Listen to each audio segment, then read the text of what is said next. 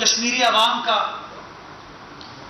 निकला जो रिस्पॉन्स देखने में आया, उसकी वजह से इन वफाकी वुज़रा को एक गंदगी करने की ज़रूरत है।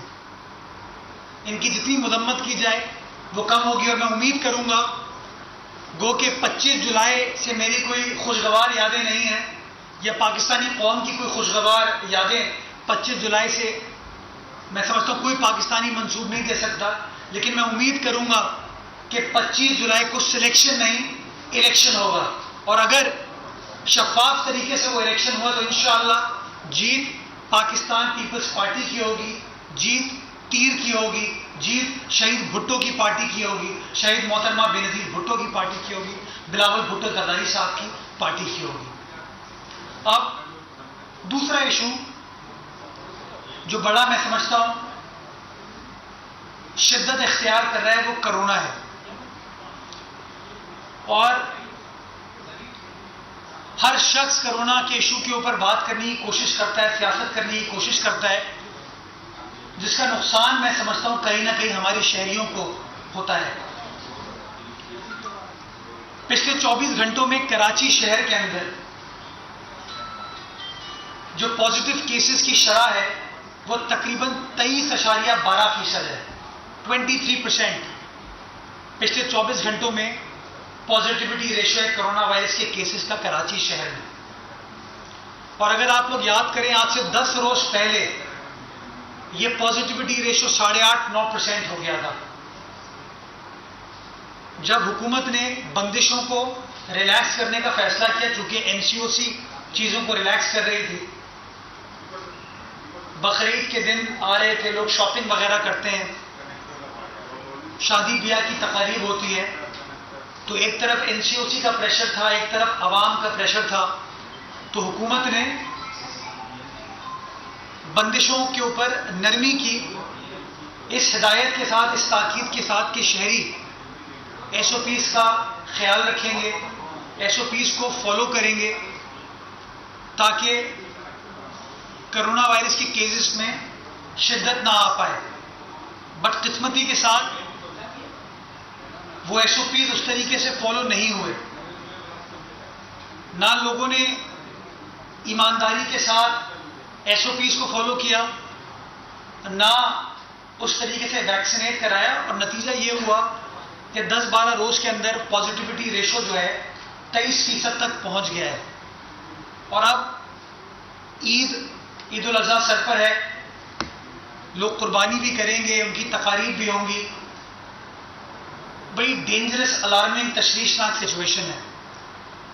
मैं एक बार फिर शहरियों के अपने मफाद में, उनकी अपनी बेहतरी के लिए ये गुजारिश करना चाहूंगा कि खुदारा एसओपीज को वायलेट ना करें, खुदारा हुकूमत की दी हुई गाइडलाइंस को फॉलो करें।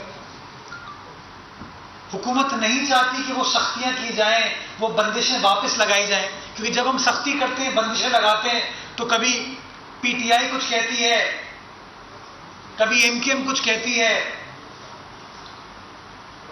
कभी कोई डॉक्टर्स के बारे में नहीं सोचता, कभी कोई हेल्थ वर्कर्स के बारे में नहीं सोचता, अस्पतालों के बारे में नहीं सोचता कि इस वक्त जो ये पॉजिटिविटी में इजाफा हो रहा है, लोग बड़े पैमाने पर बीमार हो रहे हैं, अस्पतालों का रुख कर रहे हैं, अस्पताल में हॉस्पिटलाइज हो रहे हैं, फिर सिचुएशन खतरनाक हद तक बढ़ रही है।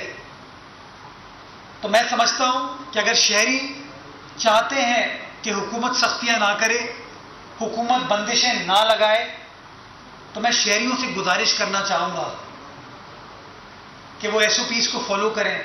अगेन, गैर जरूरी तौर पर ना निकलें, मास्क जरूरी तौर पर पहने, वैक्सीनेट कराएं, वैक्सीन वाफिर मकदार में अवेलेबल है, वैक्सीनेट कराएं, ताकि हमें सख्त फैसले ना करना पड़े।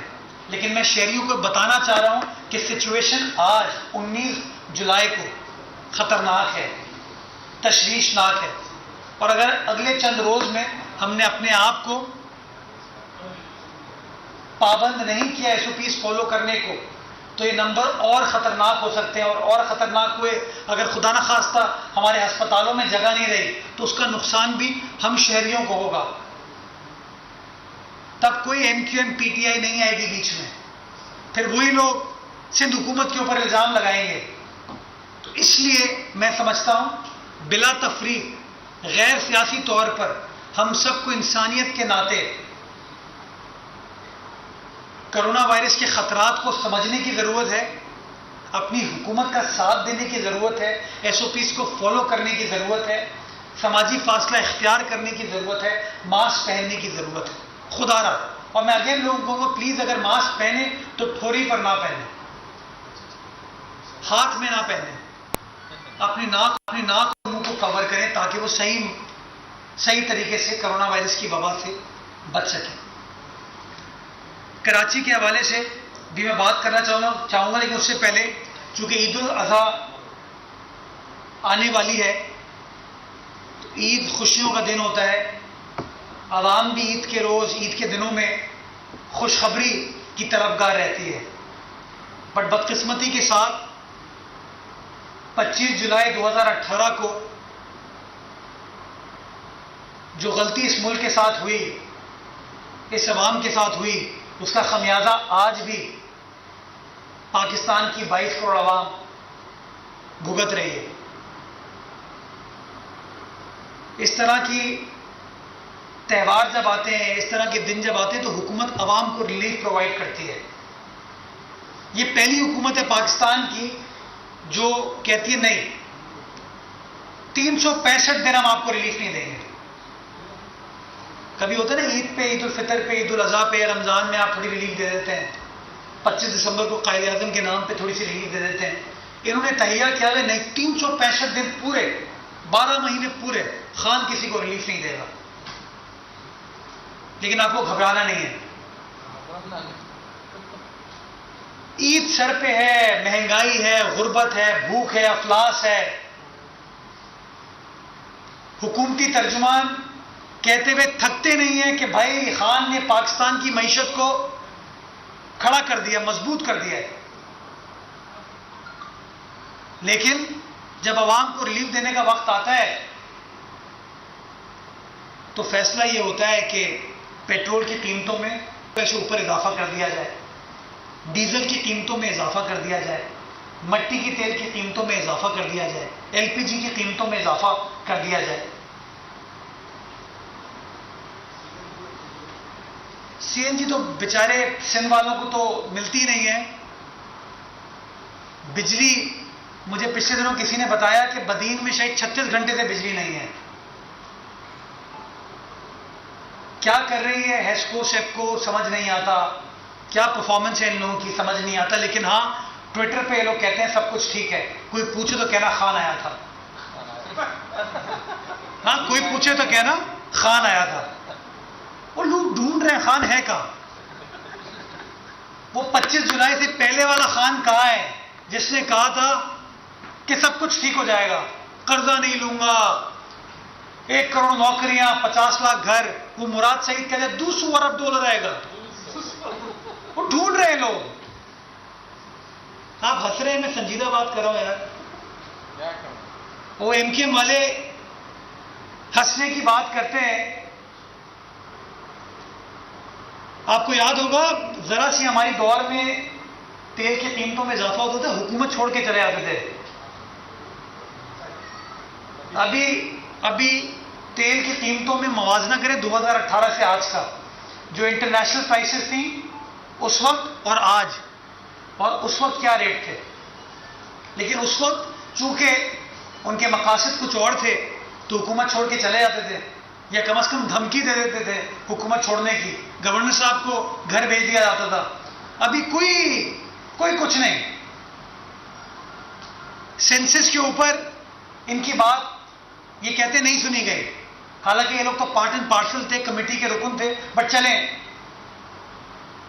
आपकी बात मान लेता हूं, सेंसस पे आपकी बात नहीं सुनेगी तो हुकूमत छोड़ने की कोई बात की आपने?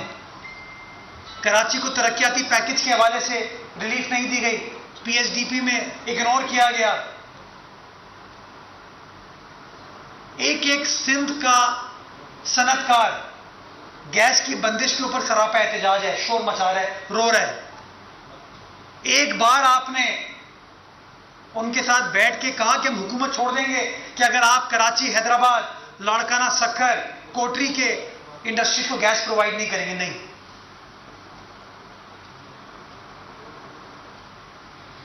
हम ये बात करते तो कहते हैं कि यार वो भादराबाद में लोग हंसते हैं। हम ये बात कर ले आवाम की बात करें तो कहते हैं भादराबाद में लोग हंसते हैं। इनको समझ नहीं आती बात।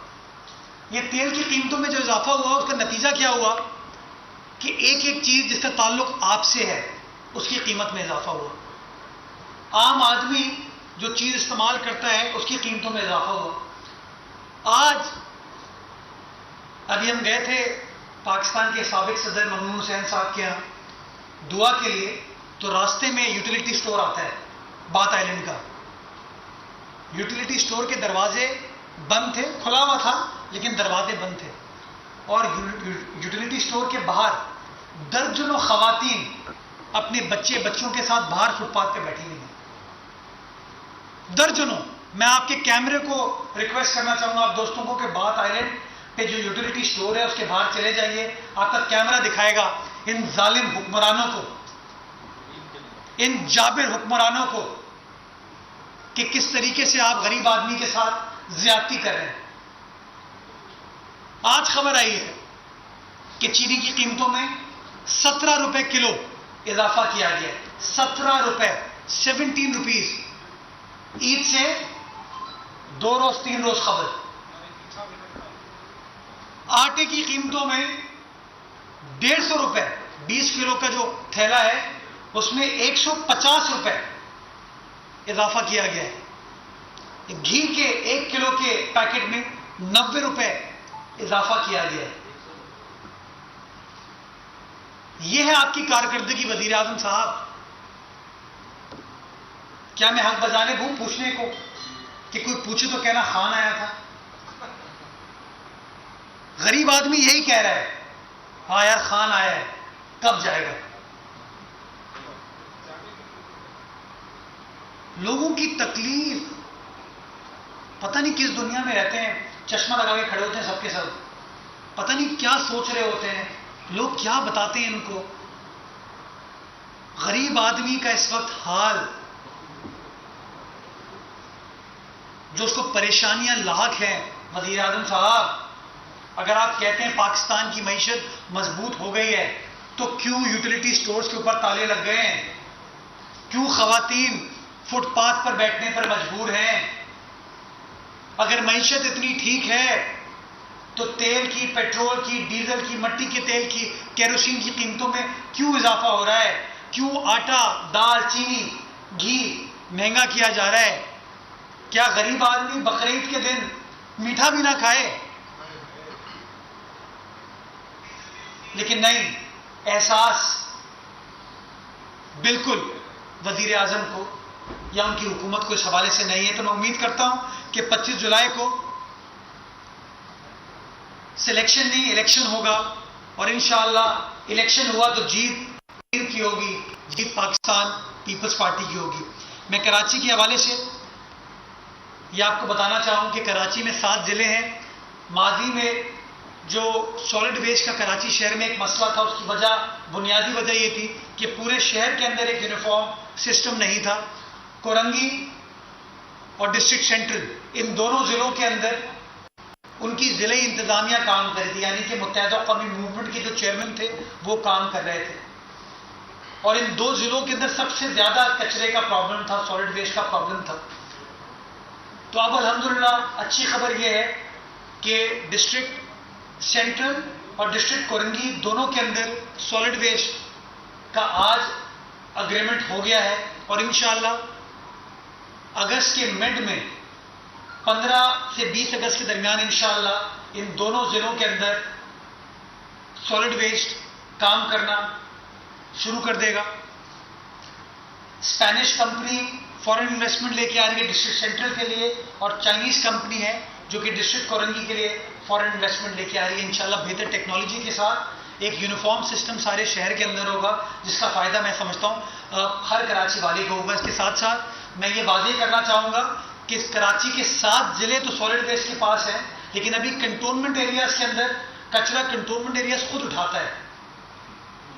और मैं समझता हूँ इस चीज़ को भी बेहतर कोऑर्डिनेशन के साथ रिजॉल्व करने की ज़रूरत है, ताकि कहीं पर भी आपको कचरा नज़र ना आए और बेहतरीन तरीके से इनको उठाया जा सके। तो इंशाअल्लाह पहले डिस्ट्रिक्ट ईस्ट हो, साउथ हो, मलीर हो, यहाँ बेहतरी की गई थी, और मैं समझता हूँ बेहतरी की वजह से इन बाकी डिस्ट्रिक्ट के अंदर भी हम तमाम लोगों को आसानी होगी इंशाअल्लाह। Last but not the least, हफ्ते के रोज़ सिंध हुकूमत ने एक बहुत बड़ा फैसला एक आम आदमी के हवाले से किया है, क्योंकि कहीं ना कहीं हमारा जो क्रिमिनल जस्टिस सिस्टम है उससे एक आम आदमी को, गरीब आदमी को तकलीफ होती थी, क्योंकि वो सिस्टम जो है वो इल्ज़ाम पर मबनी था, जुर्म साबित करने पर मबनी नहीं था। वो इल्ज़ाम पर मबनी था लेकिन शवाहिद पर मबनी नहीं था। जहां एफआईआर में नाम किसी शख्स का आया, उसको फौरी तौर पर अरेस्ट करने के इख्तियारात पुलिस के पास होते थे, गो कि इल्ज़ाम कितना बेबुनियाद क्यों ना हो, गलत कितना हो या झूठा कितना हो। सिंध हुकूमत ने इस मामले को रिफॉर्म करने का फैसला किया, और मैंने आपको बार बार कहा कि पुलिस खास तौर पे सिंध हुकूमत पुलिस रिफॉर्म्स, जेल रिफॉर्म्स के ऊपर बड़ा काम कर रही है, नई कानून साजी की गई। तो उसी प्रोसेस में हमने फैसला किया कि जो पुलिस रूल्स हैं 1934 के, उसको अमेंड किया जाए, और एफआईआर जिसका मतलब होता है फर्स्ट इंफॉर्मेशन रिपोर्ट, यानी कि आगाही है, पुलिस को आप आगाही फराहम करें कि शायद ये जुर्म हुआ है। इसके बेसिस के ऊपर किसी शख्स को, किसी इज्जतदार शहरी को गिरफ्तार नहीं करना चाहिए जब तक उसके खिलाफ शवाहिद इकट्ठे ना किए जाएं। तो मुझे खुशी होती है आपको बताते हुए कि इस चीज़ का ताल्लुक एक आम आदमी से था, कमज़ोर से था, गरीब से था, जो कहीं ना कहीं सिस्टम में सफ़र करता था। तो सिंध हुकूमत ने इस मामले को रिफॉर्म करने का एक प्रोसेस स्टार्ट किया, और मैं शुक्रगुजार हूँ उन तमाम डिपार्टमेंट्स का जिन्होंने हमारी मदद की इन रिफॉर्म्स में। बिलखुसूस मैं पुलिस का शुक्रगुजार हूँ कि पुलिस ने इस तनकीद को सही सिमत में देखा, सही अंदाज में देखा, और जब हमने उनसे बात की तो पुलिस ने हमें सपोर्ट किया कि बात दुरुस्त है, इसको रिफॉर्म होने की ज़रूरत है। होम डिपार्टमेंट ने, लॉ डिपार्टमेंट ने हमारा साथ दिया, और नतीजा ये हुआ कि हमने ये कानून साजी हफ्ते को सिंध की काबीना से मंजूर कराई है, और इसके अंदर अब पावर ऑफ अरेस्ट को रेगुलेट किया जा रहा है। अब अगर किसी शख्स का नाम एफआईआर पे आ जाता है तो इसका मतलब ये नहीं है उसको फौरी तौर पर गिरफ्तार कर लिया जाए। गिरफ्तारी उसी सूरत में होगी जब आयोग शवाहिद इकट्ठा करता है, शवाहिद देखने के बाद सेटिस्फाइड होता है कि हाँ इस शख्स ने, इसके ऊपर जो इल्ज़ाम लगाया गया है ये दुरुस्त है, शवाहिद की रोशनी में, और वो एक ऑर्डर पास करेगा जिसमें वो वजूहात बयान करेगा कि मैं क्यों अरेस्ट कर रहा हूँ। और कुछ केसेस के अंदर जहाँ पर ये पावर बहुत ज़्यादा मिसयूज होती थी, वहाँ पर उस आयोग को रोक दिया गया गिरफ्तारी करने से, जब तक वो अपने सीनियर अफसर से, यानी कि डिस्ट्रिक्ट के एसपी से या एसपी इन्वेस्टिगेशन से इजाज़त नहीं लेगा। और तीसरी चीज़ कि अगर, चूंकि लॉ एंड ऑर्डर मेंटेन करना भी पुलिस की जिम्मेदारी है, तो ये नहीं है कि पुलिस को आपने कंप्लीटली रोक दिया है।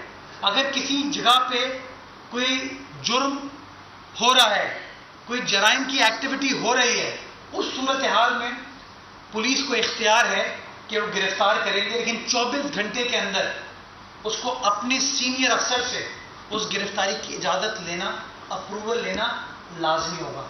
और 24 घंटे का टाइम इसलिए इसमें डाला है कि कानून ये कहता है कि 24 घंटे में आपको रिमांड के लिए बंदे को पेश करना है। तो उस टाइम पीरियड के अंदर उसको अपने सुपरिटेंडेंट से इजाज़त लेनी होगी कि मैं जो गिरफ्तार करने का फैसला कर रहा हूँ वो इन शवाहिद पर मबनी है, ये जुर्म होते हुए मैंने देखा है, इसलिए मैंने गिरफ्तार करने का फैसला किया। और जब वो सीनियर अफसर इस बात की इजाज़त देगा तब वो गिरफ्तारी को रिमांड की शक्ल में आप कन्वर्ट कर पाएंगे।